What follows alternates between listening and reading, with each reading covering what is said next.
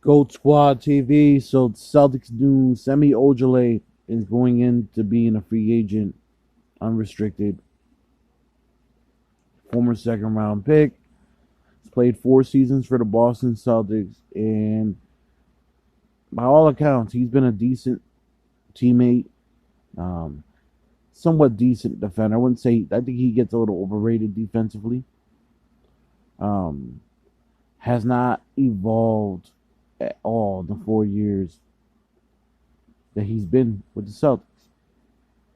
He had 4 seasons, no injuries. He had no real significant injuries to my recollection into the 4 years. And he's done nothing but improve his physical strength, but nothing else. He has done nothing to improve his game. He has spurts where 3-point shooting is okay. And I say okay. But for the most part, he has done really nothing to improve.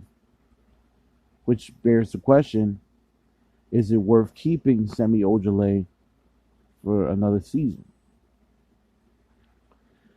Judging by Ime Udoka's mantra and where system he comes from, you're talking about Greg Popovich's system. Greg Popovich always demanded players, even all the way down to the 11th player on the bench, to be multi-versatile. Not just be a 3-point shooter, not just be a defender, but be a guy that could be relied upon to do multiple things off the bench. Semi's gone. I think it's set in. He was the original Grant Williams before Grant Williams got here. Now, a lot of people don't like Grant, and I'm not the biggest Grant fan either. But I still think he's going to get one more shot.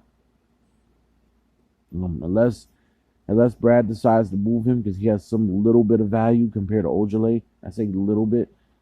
Ojeleye is a free agent, and I don't see us re-signing him. I don't see Brad wasting money to re-sign Semi Ojeleye when you got guys like Nick Batum, Reggie Jackson. You're going to have guys like Nick Batum, Reggie Jackson out there, amongst others, even the Dennis Schroeders of the world, and other free agents that are a little more versatile. Patty Mills is a free agent. I can actually see him in a Celtics uniform because of his Udoka's connections to him. Now, I don't see him staying in San Antonio for his whole career. I mean, been there like 12 seasons now. He's a vet. He's a guy that can help the Celtics off the bench. Jeff Green's going to be a free agent. Jeff Green played for the Celtics. Those guys won't be heavy rotational guys, but those guys will be veterans you could count on to come off the bench. The rest you kind of deal with the draft. You still got Naismith and Pritchard off the bench. Now Yam Mador's possibly going to start coming to this season off the bench. Carson Edwards and Trey Waters are pretty much probably gone. I would expect Edwards to probably be dealt in a deal. In a small deal, probably not a big deal. And he won't be the main player in the deal, but he'd be probably like a throw-in. I expect Trey Waters not to make the team. I don't think he beats out Yam Mador. I think Yam Mador being a European-style player and a guy that, again, Udoka might have a lot more familiarity, considering that Udoka he also played overseas and knows what's going on over there. He might get, what I hear, Mador's a much better 3-point shooter. I've seen highlights of him. So, even though it's a different league and it's not the NBA, at 6'4", he's going to get a shot on his team. I don't think he comes to the NBA unless he gets a shot. And I think Trey Waters and Carson Edwards have played their last games at Celtics.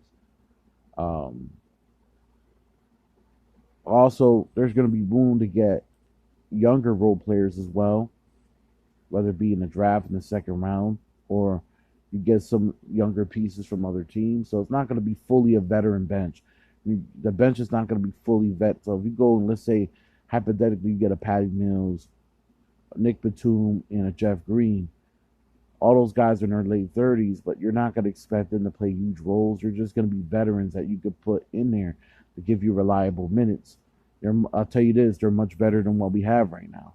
If you put Jeff Green, even at 33 years old, Patty Mills at 31, 32, and Nick Batum at 32 off the bench. Now, I'm just hypothetically saying we're not probably going to get all three of those guys. Hypothetically, even at their older ages, they're more reliable than Semi Ojeleye. They're more reliable than Grant Williams. They're more reliable than Taco Fall. More reliable than they're good 7th, 8th, and 9th guys on the bench. So it's going to be interesting to see what the Celtics do. But I do expect this bench to be a little more veteran heavy. I also think Romeo Langford will be back and he'll have a whole off season. So we'll see if he can build on what he did in the playoffs. Aaron Naismith's gonna come back a beast next year. I have no doubts he is. Peyton Pritchard as well. I'm not worried about those guys. Those guys they're professionals. But I think the guys are gonna struggle more.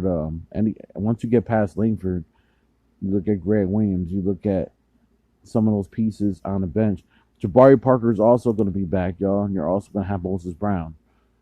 Those guys are on contracts as well. So you're really fighting for the last 3-4 roster spots on the team. They're going to have to finagle and do some things to get a lot of those veterans. Jabari Parker's a vet. He played well with us last year. He's going to get a lot more playing time next year. Probably at that 4 position. You're going to see Moses Brown get some time when Time Lord's not playing and when Horford's not playing.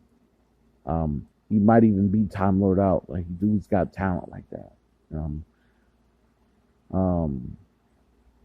You're going to have guys like Tristan Thompson you can pretty much bet Tristan Thompson's out of here. I'll be honest with you. If Grant Williams is thrown in the deal, he will go, or Edwards is thrown in the deal, he's going to be thrown in a Tristan Thompson deal. So Tristan's probably going to be gone. So once you clear his cap space, do you re-sign Evan Fournier? I'm kind of like iffy about that. I would probably say no. I'd probably go after Nick Batum. It's a safer bet. Played well in the playoffs. I kind of like his chances being here. So we'll see. But Ojeleye is pretty much a done deal.